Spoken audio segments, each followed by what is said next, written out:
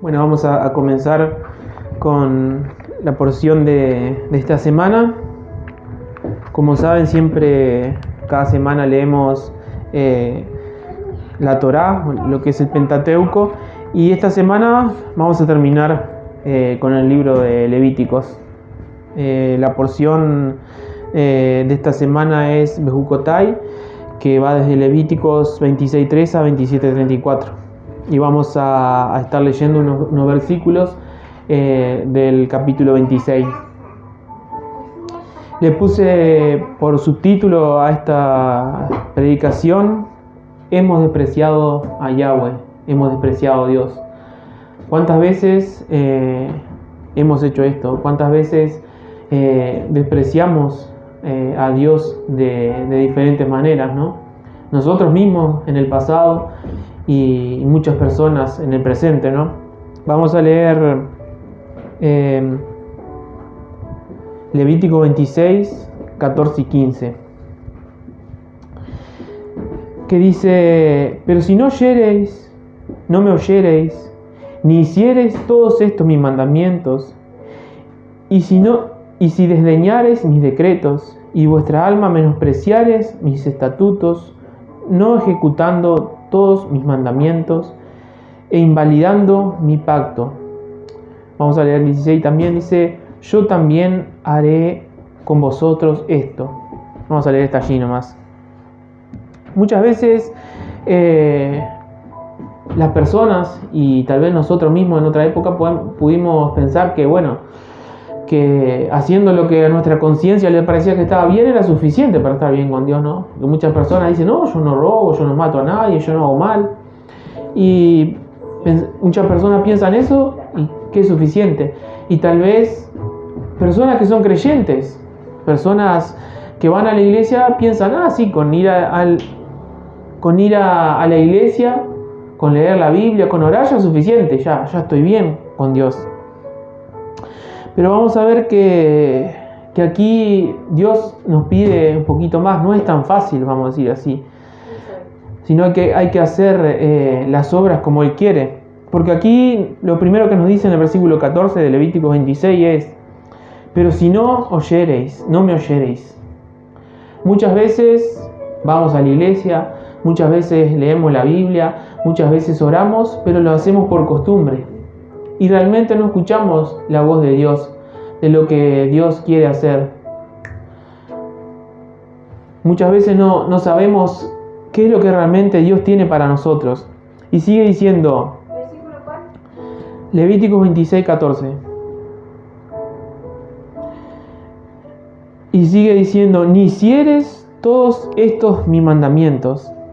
Aquí estamos hablando de cuando Dios está en contra de nosotros, ¿no? Y porque nosotros lo despreciamos. Entonces vemos que primero, para empezar, tenemos que oír su voz, oír su palabra. Y tenemos que ir atentamente, no solo como cuando escuchamos, por ejemplo, si estamos aquí en la iglesia, hoy podemos escuchar que pasa un auto y huimos el ruido, pero no es eso lo que Dios nos pide, sino que oigamos con atención su voz y pongamos por práctica lo que Él nos dice. Amén. Y dice: ni hicieres todos estos mis mandamientos. Cuando despreciamos a Dios, no hacemos sus mandamientos.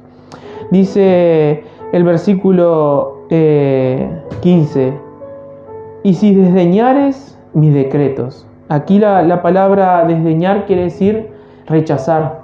Si rechazamos los decretos de Dios, lo que Dios mandó, nos ponemos en contra de Él. Y vemos que sigue diciendo, dice: y vuestra alma menospreciare mis estatutos. Menospreciamos lo que Dios quiere. Y no ejecutando todos mis mandamientos e invalidando mi pacto. Ahí vemos que dice que por hacer esto, por no guardar los mandamientos, por no oír su voz, por no hacer su voluntad, invalidamos el pacto. ¿Y qué es el pacto que Dios estableció con nosotros? Primero tenemos que decir que hay muchos pactos, que Dios hizo muchos pactos con las personas, con diferentes personas en diferentes épocas de la humanidad. Pero un pacto es un acuerdo entre dos personas para entender. Hoy en día hay muchos pactos que se le llamó firmar un contrato, ¿no? Y en el contrato hay dos partes siempre. Una parte que dice, bueno, yo te voy a comprar esta moto, yo te doy la moto y vos me tenés que pagar tanto, ¿no? En el pacto que Dios hizo con los hombres está una parte que es Dios y la otra parte que es la humanidad, que son sus hijos. Y Él prometió un montón de cosas, pero nosotros tenemos que cumplir con otro montón de cosas para que Él cumpla. Porque si no, si dice que si un contrato tiene dos partes y alguna de las dos partes no se cumplen, ese contrato queda invalidado. O sea, incluso si la persona que compró una moto no pagó, tiene que pagar más, aún tiene que pagar intereses, ¿no? Entonces vamos como le dije, hay muchos pactos. Por ejemplo, Dios hizo un pacto con Adán. Dios hizo un pacto con Noé, que dijo que no iba a destruir la tierra más con agua. Y por eso está el arco iris. Ese arco de colores que sale en el cielo es porque Dios prometió que no iba a destruir más. Hizo un pacto con el hombre y dijo, yo no destruiré más con agua la tierra. Cuando vean esto, van a recordar que yo hice ese pacto con ustedes. Amén. Pero ahora vamos a leer un poquito de uno de los pactos, que es el pacto de Moisés, el pacto que hizo con el pueblo de Israel a través de su ley. Y vamos un poquito para atrás en las Escrituras, a Éxodo, para ver un ejemplo, simplemente para ver un ejemplo en Éxodo capítulo 20, que allí nos habla de uno de los pactos.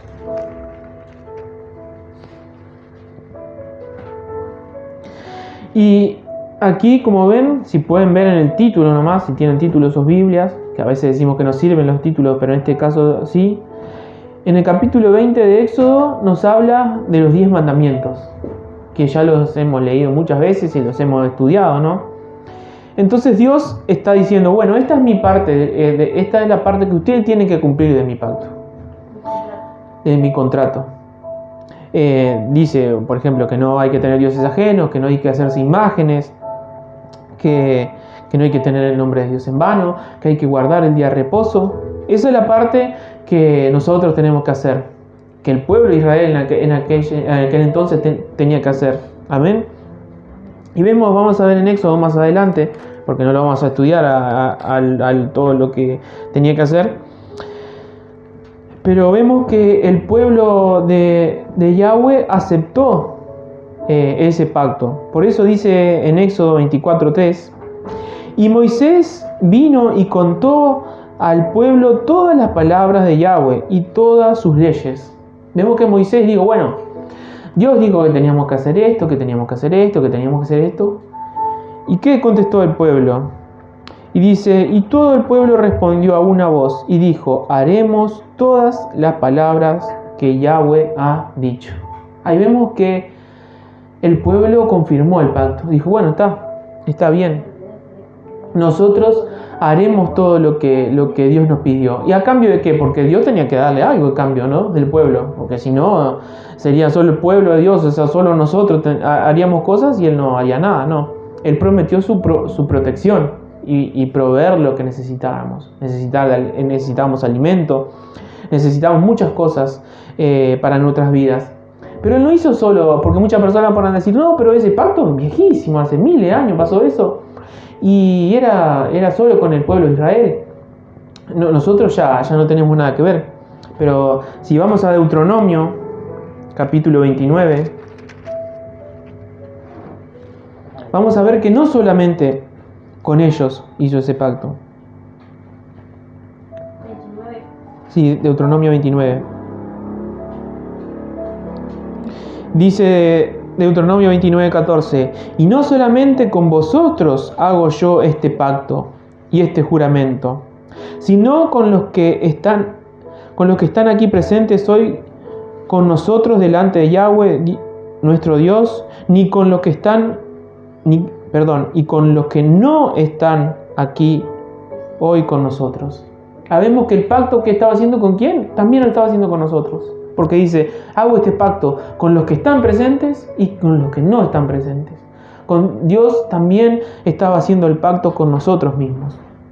Amén. Pero podemos decir que ese era un pacto, un antiguo pacto, que si bien lo tenemos que hacer y está presente, en el Nuevo Testamento se habla de un nuevo pacto también, ¿no? Vamos a ver en Lucas capítulo 22 que nos habla que Yeshua derramó su sangre para ese nuevo pacto.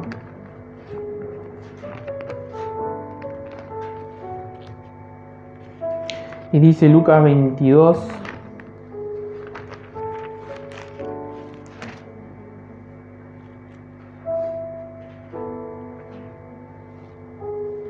Dice Lucas 22, 20. De igual manera, después que hubo cenado, tomó la copa diciendo: esta es la copa del nuevo pacto en mi sangre, que por vosotros es derramado. Ahí vemos que Dios volvió a hacer un pacto, renovó el pacto que tenía con nosotros y lo hizo de vuelta con el sacrificio de Yeshua que quitaba el pecado de nosotros. ¿Por qué? Porque dice la palabra de Dios que todos pecamos y estamos destituidos de la gloria de Dios. Todos en algún momento pecamos y aunque no hubiéramos pecado, dice que nosotros heredamos el pecado de nuestros padres. Entonces necesitábamos del sacrificio de Yeshua, de su muerte, de su resurrección, para quitar ese pecado. Pero una vez que quitó ese pecado, ¿qué pasó? Nosotros tenemos que seguir estando en los mandamientos de Dios, en su ley. Pero Él dijo que estando en ese nuevo pacto iba a dejarnos al Consolador, al Ruach HaKodesh, al Espíritu Santo, que nos iba a ayudar a cumplir con esos mandamientos. Vamos a ver en Jeremías.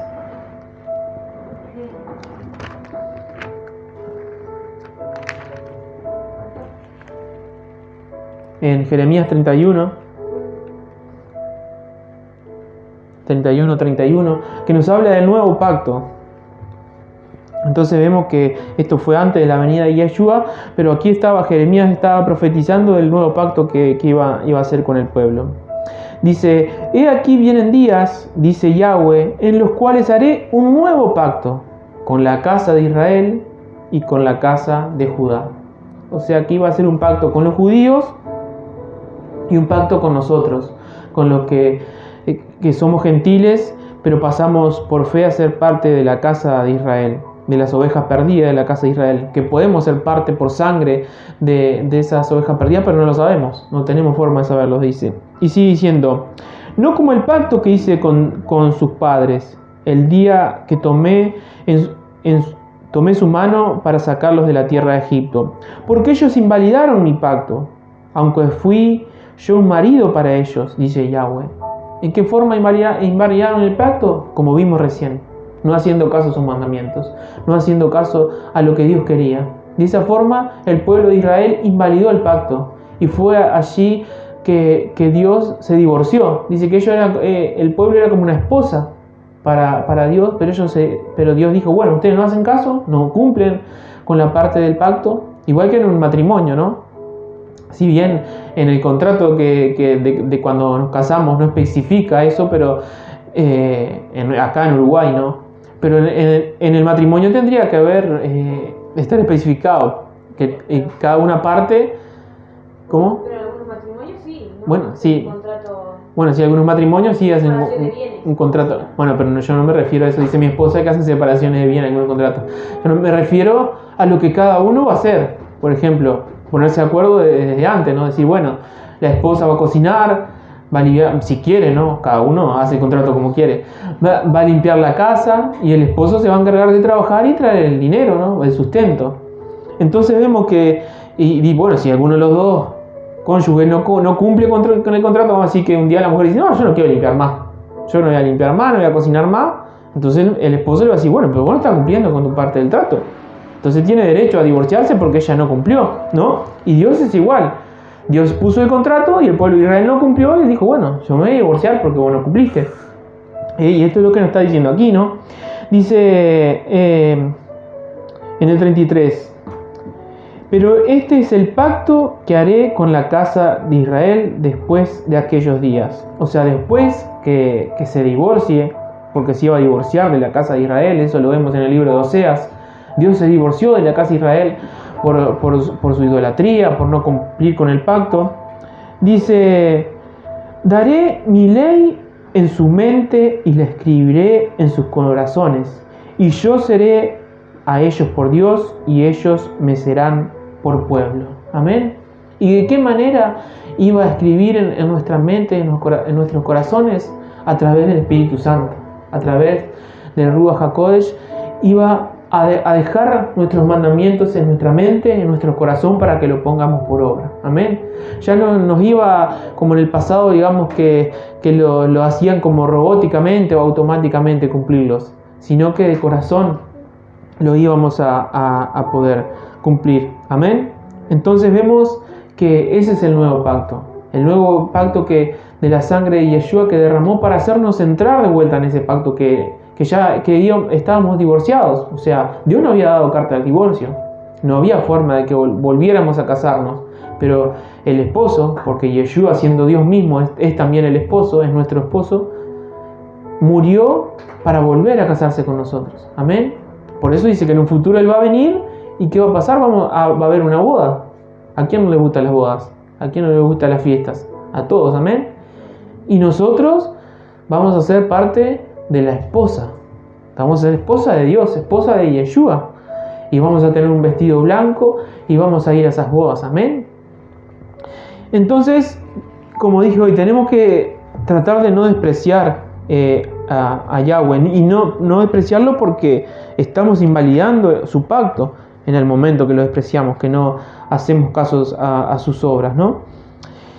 Vamos a seguir un poquito con el que nos sigue diciendo el versículo 16. ¿Qué pasa cuando invalidamos el pacto? ¿Qué pasa cuando no hacemos caso a esos mandamientos? Cuando estamos mal. Dice: yo también haré con vosotros esto. Enviaré sobre vosotros terror. Bueno, pueden decir aquí que terror es miedo, ¿no? Entonces las personas que están alejados de Él y que invalidaron su pacto van a tener miedo. Pero aquí la palabra terror en el hebreo es bejalá, que puede traducirse como pánico o destrucción. Pero también viene de la palabra bajal, que quiere decir adquirir deprisa o apresurado. ¿A qué le suena eso? A querer adquirir deprisa algo, a querer estar apresurado. Algo que se usa mucho hoy en día, que antes tal vez hace muchos años no se oía tanto. Pero que las personas dicen: yo estoy ansiosa. ¿No han escuchado eso? Dicen: yo estoy ansiosa. Y las personas siempre están ansiosas por algo. Ahora todas las personas están ansiosas por algo. O están ansiosas por comprarse algo, o tienen como ansias de hacer algo, de hacer esta cosa. Y vemos entonces que esa palabra que dice terror aquí podría traducirse también como ansias. Esa ansiedad que está consumiendo a las personas, ¿no? Que hay hasta remedios que se llaman ansiolíticos, que es para sacar esa ansiedad que las personas tienen, porque la ansiedad también es una enfermedad, ¿no? Y bueno, sigue diciendo terror, dice extenuación. Y la palabra extenuación es en el hebreo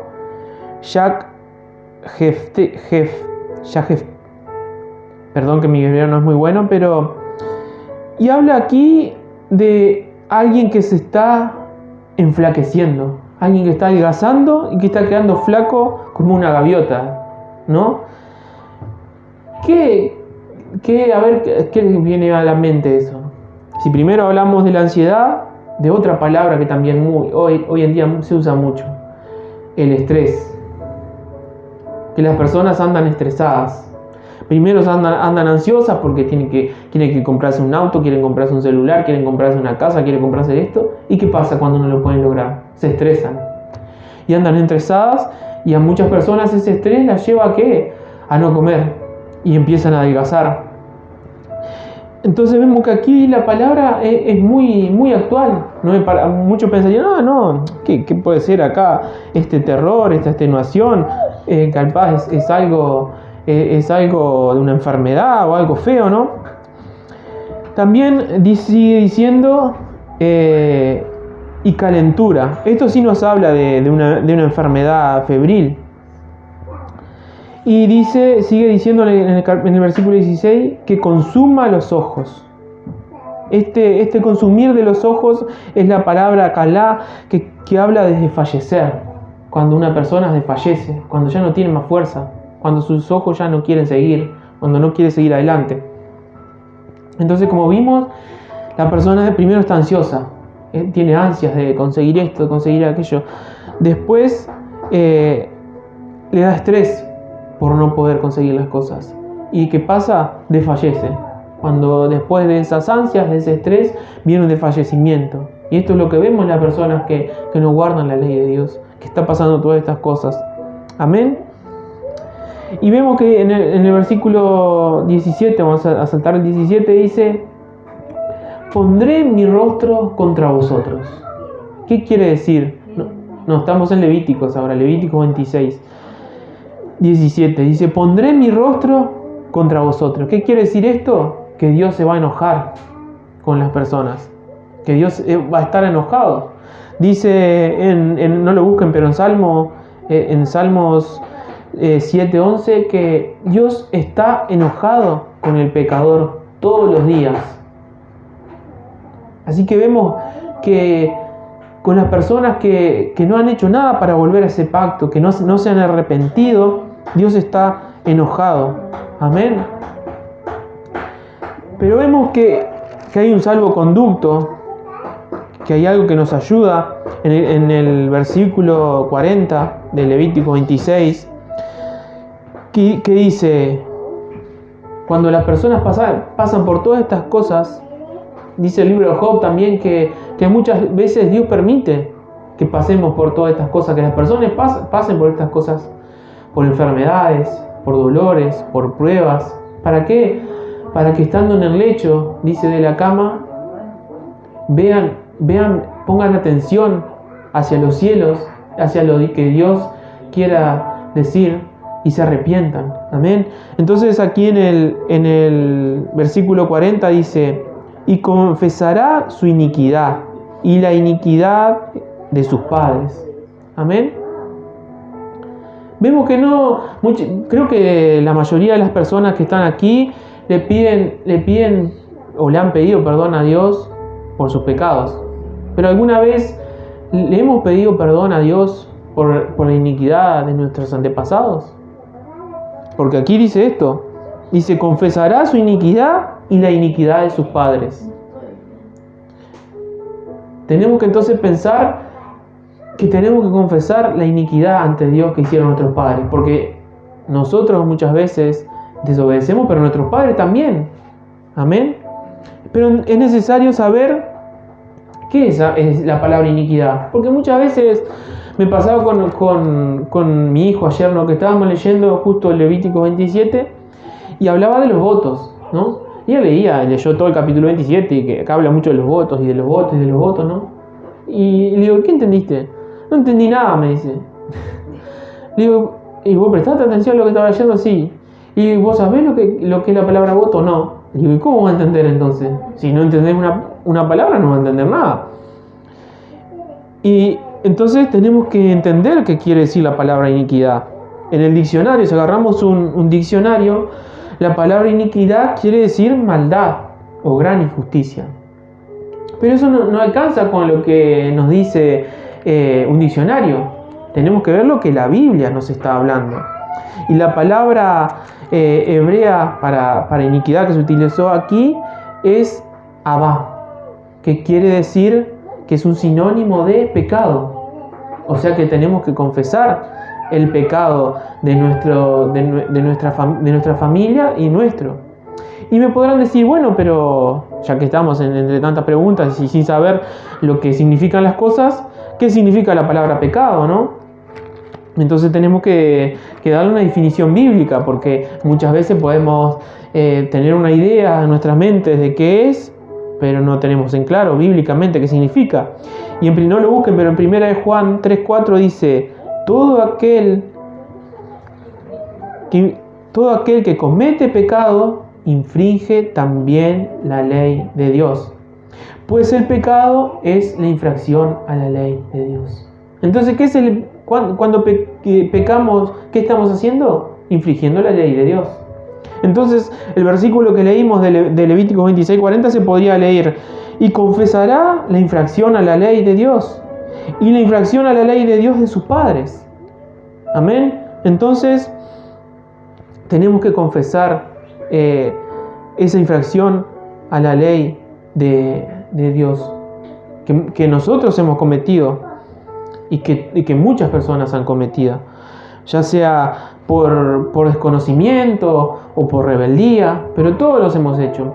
Y en esto me podrán decir: bueno, pero no es tan fácil la ley de Dios, cumplir la ley de Dios. Incluso algunas personas, hablo de estudiosos de la palabra, ¿no? Creyentes, dicen: no, pero es imposible guardar la ley de Dios. Nadie nunca pudo guardar la ley de Dios, nunca nadie pudo cumplir. Entonces, esas personas que dicen esto, yo le preguntaría: ¿su Dios es un Dios malo? Porque si vamos a suponer a que está mi madre acá presente, ¿no? Y yo le digo, mi madre, que ya es mayor, ¿no? Que es una persona mayor, tiene más de 70 años, yo le digo: mamá, anda corriendo hasta el revoltijo. Me va a decir: no puedo. No, bueno, si vos no vas corriendo al revoltijo, no entras más a casa. Bueno, si el revoltijo es un supermercado perdón, me olvido que estamos por internet y que la persona está mirando. El revoltijo es un supermercado que está como a unas 6-7 cuadras, ¿no? Entonces me diría: ay, pero qué malo que sos, no me vas a dejar entrar a casa. Si vos sabés que yo no lo puedo hacer, o sea, vos sabés que con la edad que tengo yo no puedo ir corriendo hasta allá. Entonces, si Dios nos pidiera a nosotros que hiciéramos algo que no podemos cumplir, Dios sería un Dios malo, Dios sería un Dios injusto. Entonces no nos puede pedir algo que nosotros no lo podemos hacer. Porque si yo soy malo a pedirle a mi madre mayor que vaya corriendo 5 o 6 cuadras, ¿cuánto aún más Dios? Que dice que Dios es un Dios de amor, un Dios de misericordia. Amén. Entonces, la palabra de Dios no es difícil. Lo que pasa es que muchas veces nosotros, las malas costumbres y los años de que nos han enseñado mal y hemos estado acostumbrados a hacer las cosas mal, nos parece que es muy difícil. Amén. Pero hay 2 ejemplos, hay muchos ejemplos, pero hay 2 ejemplos de personas en la Biblia que pudieron, en Lucas capítulo 1, que pudieron cumplir con la ley. Dice Lucas 1, vamos a leer el 5 y el 6. Y si aquí está hablando de los padres de Juan el Bautista. Dice: hubo en los días de Herodes, rey de Judea, un sacerdote llamado Zacarías, de la casa de Abdías. Su mujer era de las hijas de Aarón y se llamaba Elizabeth. Ambos eran justos delante de Dios y andaban irreprensibles en todos los mandamientos y las ordenanzas del Señor. Amén. Aquí dice que eran justos y que andaban irreprensibles. ¿Qué quiere decir irreprensible? Cuando una persona es irreprensible, porque no le puede decir nada, no puede tener nada en contra de esa persona. Irreprochable, no tenían nada. Y me pueden decir: entonces ellos nunca pecaron. No, aquí no está queriendo decir eso. No está queriendo decir que nunca se equivocaron. Está queriendo decir que ellos se equivocaron alguna vez, porque como todos nos equivocamos, pero pidieron perdón. Pidieron perdón, se arrepintieron y siguieron en el camino de querer hacer las cosas bien, de querer guardar los mandamientos. Amén.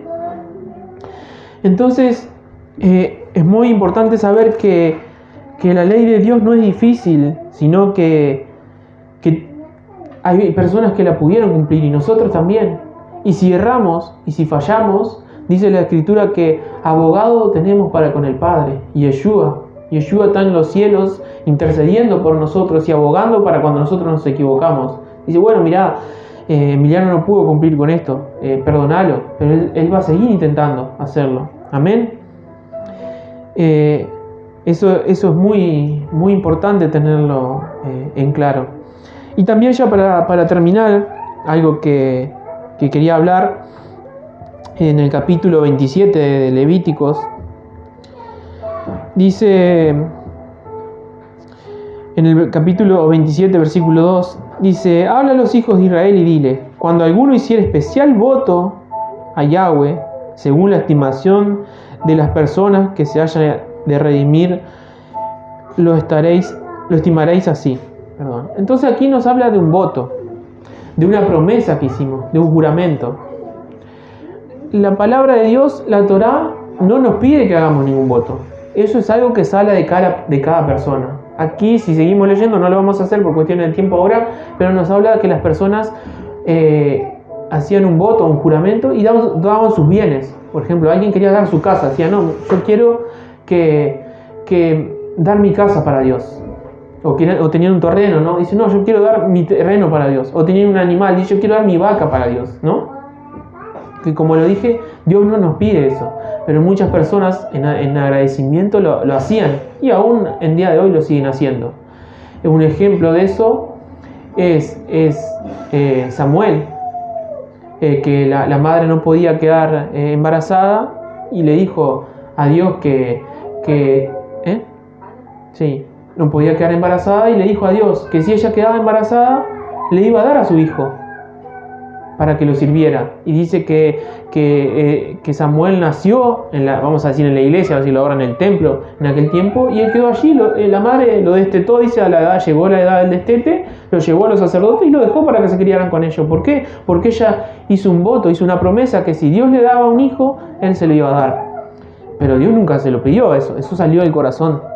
Entonces, vemos que muchas veces nosotros, tal vez a lo largo de nuestras vidas, le hicimos alguna promesa a Dios. Prometimos esto, una cosa u otra, y cuando nosotros le damos la palabra a Dios, Él se la toma en serio. Tenemos que cumplir con esa palabra, con ese voto que hemos hecho. Si no, van a venir consecuencias a nuestras vidas. Pero si en algún momento nos arrepentimos de eso, hay una forma aquí, por eso habla dice, según la estimación de un rescate. Vamos a suponer que nos hubiéramos arrepentido de dar nuestra casa, había una forma pero le teníamos que pagar a Dios, para que veamos que hacer un voto con Él no era cosa fácil, no era cosa liviana. Teníamos que, con dinero, dice aquí, dice en el 3, en cuanto al varón de 20 años hasta 70, lo estimará en 50 ciclos de plata. O sea, si alguien, vamos a suponer que la mujer, que la madre de Samuel quería recuperar a su hijo, y su hijo tenía dentro de 20 y 70 años, estaba en esa edad, ella tenía que pagar 50 ciclos de plata para recuperarlo. ¿Por qué? Porque cuando damos nuestra palabra a Dios, tenemos que cumplirla. Amén. Entonces, era eso lo que quería compartir hoy. Que tengamos presente que si en algún momento hemos despreciado a Dios, a Yahweh, o nuestros familiares han despreciado a Yahweh, pidámosle a Dios perdón por la iniquidad de ellos y por nuestra iniquidad, para que sean limpiados nuestros pecados y toda maldición, maldición generacional que haya sobre nosotros, que haya venido por la desobediencia de nuestros padres, sea cortada. Amén. Y también si le hemos prometido algo a Dios, sepamos que tenemos que cumplir con eso. Y si no queremos cumplir, tendremos que pagar por no haber cumplido con esa palabra. Amén. Vamos a estar orando.